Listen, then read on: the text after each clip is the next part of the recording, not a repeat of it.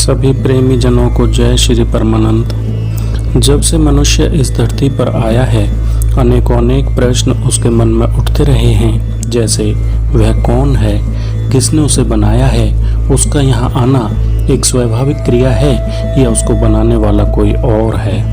यदि उसको बनाने वाला कोई और है तो इसके पीछे उद्देश्य क्या है। इन्हीं सभी प्रश्नों को लेकर गुरु महाराज से प्रार्थना की तो यह इस चैनल के बनाने का उद्देश्य सिद्ध हुआ। आप सभी से प्रार्थना है कि स्वयं के कल्याण के लिए चैनल को सब्सक्राइब करें तथा अन्य औरों के भले के लिए शेयर अवश्य करें। जय श्री परमानंद। गुरु महाराज, आज का प्रश्न जो अनेक लोगों ने पूछा है वह है कि क्या परमात्मा को प्राप्त करने के लिए, परमात्मा की प्राप्ति के लिए इंसान को, मनुष्य को इस संसार को त्यागना ही पड़ता है या बिना त्यागे भी इंसान उस परमपिता परमात्मा को प्राप्त कर सकता है। पृथ्वी में से जो अंकुरित कोई भी चीज होती है, वो उसकी जो हंसी है ना, जो उसकी गुंजाट है, जो उसकी खलखलाहट है, वो मुझे उसमें दिखाई देती है। इसलिए अब कोई और चीज नहीं रही, केवल मैं खत्म हो गया, अब वही वो हो गया, तू ही तू हो गया, अब मैं का खेल खत्म हो गया। तो कहने का भाव यह है कि हमें गुरु और सदगुरु की इसलिए आवश्यकता होती है। जब हमारे जीवन में सदगुरु आ जाता है तो इस जीवन का अंतिम होता है, ये अंतिम जन्म होता है। और सदगुरु अगर हमारे जीवन में आ गया तो आगे हमारा जन्म मरण समाप्त हो जाएगा। वो किसी आडंबर में नहीं फंसाते हमें।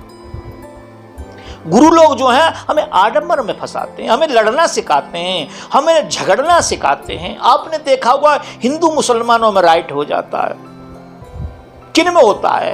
वो गुरुओं के शिष्य होते हैं। कहीं पंडित का कोई चेला होता है, कहीं मौलवी का वो होता है, और वो दोनों के दोनों तलवार लेके खड़े हो जाते हैं। मिट्टी और गारे की बनी हुई दीवारों पे, मिट्टी और गारे की बनी हुई इमारतों के ऊपर झगड़ा करने लगते हैं। उस इमारत के चक्कर में जो परमेश्वर की बनाई हुई इमारत है उसे नष्ट कर देते हैं, उसे खत्म कर देते हैं। वो नहीं सोचते हैं कि हम परमेश्वर की इमारत, बनाई हुई इमारत का नष्ट कर रहे हैं, उसे खात्मा कर रहे हैं। गारे और मिट्टी की, ईंट और मिट्टी की उसके बनाने इमारत के लिए हम उसे नष्ट कर देते हैं। संत क्या करते हैं? संत इससे ऊपर उठा देते हैं हमें। वो भेद नहीं करते किसी में, न हिंदू का, न मुसलमान का, न जार का, न ईमानदार का, किसी का वो भेद नहीं करते हैं। वो कहते हैं कि जो भी संसार में आए हैं उनको जाना पड़ेगा। आए हैं सो जाएंगे, राजा रंक फकीर, एक सिंहासन चढ़ चले, एक बंधे जंजीर। सिर्फ फर्क क्या है? आना सबका हुआ और जाना भी सबको पड़ेगा। सिर्फ भेद क्या है कि एक सिंहासन पे चले। जिनके अच्छे कर्म रहे, जिन्हें सदगुरु की प्राप्ति हो गई, जिन्होंने गुरुओं की शरणागति कर ली, सदगुरु की शरणागति कर ली, वो क्या करेंगे? वो सिंहासन पे बैठ के जाएंगे, शरीर को आराम से छोड़ देंगे। वो एक चले सिंहासन, एक बंधे जंजीर। और दूसरे क्या होंगे? जो मैं करके खत्म हो गए, लड़ाई झगड़ों में जीवन खत्म कर दिया, जाति और बरादरी में खत्म कर दिया, वो क्या करेंगे? वो जंजीर में बंध के जाएंगे। काहे बंध के जाएंगे? जंजीर में बंध के जाएंगे। जाना तो यहां सबको पड़ेगा, चाहे कोई राजा हो, चाहे कोई रंक हो, चाहे कोई फकीर हो। आए हैं सो जाएंगे, राजा रंक फकीर, एक सिंहासन पे चले, एक बंधे जंजीर। सबको जाना पड़ेगा।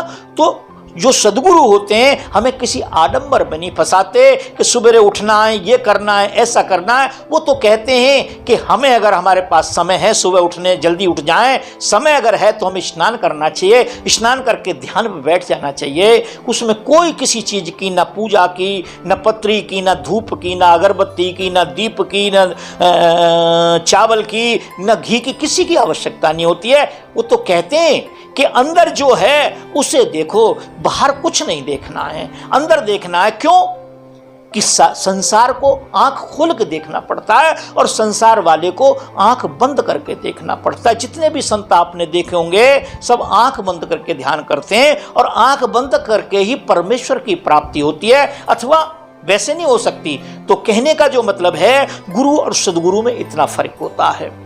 आप किसी भी संसारिक किसी भी काम को करेंगे, कोई भी काम करेंगे, आप एक हल चलाना सीखते हैं, आप सब्जी उगाना सीखते हैं, आप गाड़ी चलाना सीखते हैं, आप चोरी करना सीखते हैं, जुआरी बनते हैं, आप शराबी बन जाते हैं, जेब काटना सीखते हैं, बड़े से बड़े डाकू बन जाते हैं, आपको किसी गुरु की शरण में जाना पड़ेगा। किसकी शरण में? गुरु की शरण में जाना पड़ेगा। मगर सदगुरु की शरण में जाने के बाद ये सारी चीजें खत्म हो जाती हैं, केवल परमेश्वर परमेश्वर रह जाता है, कुछ नहीं रहता। वहां हिंदू नहीं रहता, मुसलमान नहीं रहता, सिख नहीं रहता, ईसाई नहीं रहता, कोई चोर नहीं रहता, कोई जार नहीं रहता, कोई मक्कार नहीं रह जाता।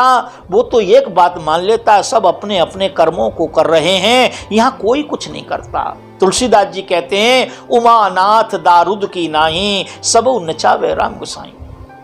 हे उमा, हे पार्वती, ये संसार उस परमेश्वर की इच्छा से नाच रहा है। ये दिखाई देते हैं हमें, यहाँ कोई कुछ नहीं कर रहा है, जो परमेश्वर जैसा चाहता है वैसा कर लेता। यहाँ कोई ज्ञानी भी नहीं है, यहाँ कोई मूढ़ भी नहीं है, यहाँ कोई बुद्धिमान भी नहीं है, कुछ नहीं है। जो जैसा जब होना होता है वैसा हो जाता है। यह बात हमें सदगुरु बताते हैं, संतोष की भाषा सिखा देते हैं, संतोष का तरीका बता देते हैं, संतोष करने का कला सिखा देते हैं हमें।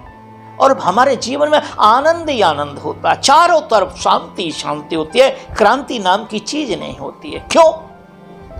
जब हमने देखा कि एक आदमी सब्जी काट रहा है और सब्जी काट रहा है, दूसरा व्यक्ति आ जाता है वहां पर और वो उसे छेड़ने लगता है, उसे पकड़ने लगता है, और सब्जी काटने वाले व्यक्ति की उंगली में, उसी के हाथ में जो चाकू है वो लग जाता है। जो सब्जी काट रहा है उसके हाथ से, उसमें हाथ में, अपने हाथ में चाकू लग जाता है, क्योंकि दूसरे आदमी ने उसको डिस्टर्ब किया। तो वह आदमी बड़ा परेशान होता और कहता है, यार तुमने क्या करा दिया मेरे साथ, देखो तुम छेड़ते नहीं तो मेरे हाथ में चाकू नहीं लगता, मेरी छुरी नहीं लगती, मेरे को चोट नहीं लगती, मेरे को घाव नहीं होता। क्यों? कि दूसरा व्यक्ति आ गया। और वह व्यक्ति नहीं आता जिसने आपको छेड़ा, जिसने आपको पकड़ा, जो किलकोरियां कर रहा है, वो आपके पास नहीं आता और चाकू से आपकी उंगली में अगर लग जाती तो आप किसे दोष देते? किसी को दोष देते? किसी को दोष नहीं देते, क्योंकि वह तो आपके करनी के हिसाब से ही आपके हाथ में लगी। इसी प्रकार से हमें संत समझा देते हैं कि यहां सब जो तुम्हें भोगना पड़ रहा है तुम्हारे कर्म के आधार पर भोगना पड़ रहा है, और कोई हित नहीं है इसका, कोई नहीं। यहां तुम्हें लग रहा है कि ऐसा होता, नहीं, कुछ नहीं होता। यहां तो जब जैसा होना होता वैसा ही हो जाता है। तो इसलिए जब हमें यह पता लग जाता है कि हमारे ही कर्म का ये फल है और किसी का कोई ध्येय नहीं है इसमें, तो हमें संतोष हो जाता है। और जब हमें पता लगता है हमें किसी के कारण हुआ है, जैसे वो व्यक्ति आ गया सब्जी काटते हुए, तो हम सोचते हैं कि ये नहीं आता तो शायद मेरे को ये नहीं लगती, चोट नहीं लगती।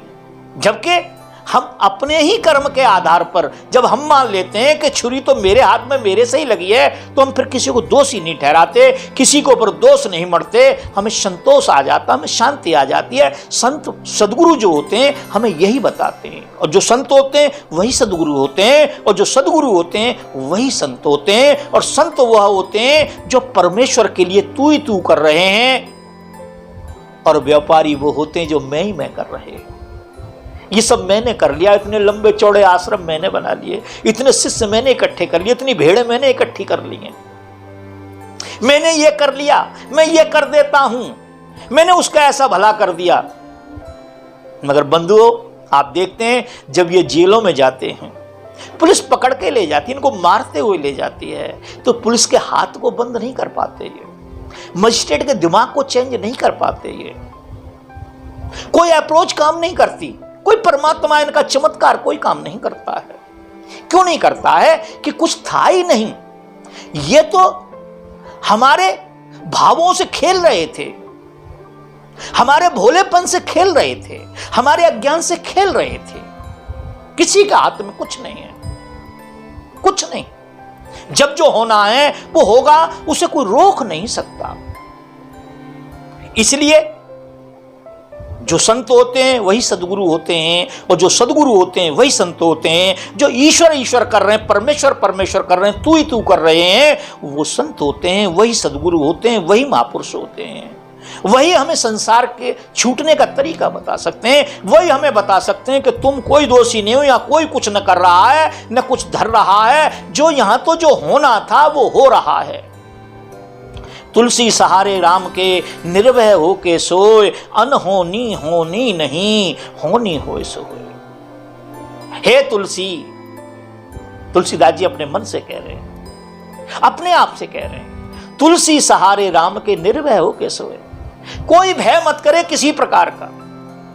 तुलसी सहारे राम के निर्भय हो के सोए, अनहोनी होनी नहीं, जो होना है, क्योंकि मेरे जन्म से पहले बन गया था कि मेरे साथ क्या क्या होगा, मैं कैसे संसार में जाऊंगा, क्या माध्यम बनेगा, और क्या माध्यम बनेगा कि मैं संसार को छोड़ूंगा। सांप काटने से माध्यम बनेगा, आग माध्यम बनेगा, पानी माध्यम बनेगा, ट्रेन माध्यम बनेगी, मोटर बनेगी माध्यम, बिजली माध्यम बनेगी, छुरी तलवार माध्यम बनेगी। जो माध्यम बनना है वही माध्यम बनेगा, क्योंकि आने और जाने के लिए कोई ना कोई कारण होता है। क्या होता है? कोई ना कोई कारण होता है। ये संत हमें समझाते हैं। इसलिए तुलसी बाबा कहते हैं कि तुलसी सहारे राम के निर्भय हो के सोए, अनहोनी होनी नहीं, होनी होए सो होए। धन्यवाद। ये गुरु और सदगुरु का भेद होता है। मैंने अपने अनुसार समझाया, और जो शेष रह गया वो अगली कैसेट में समझाएगा। धन्यवाद।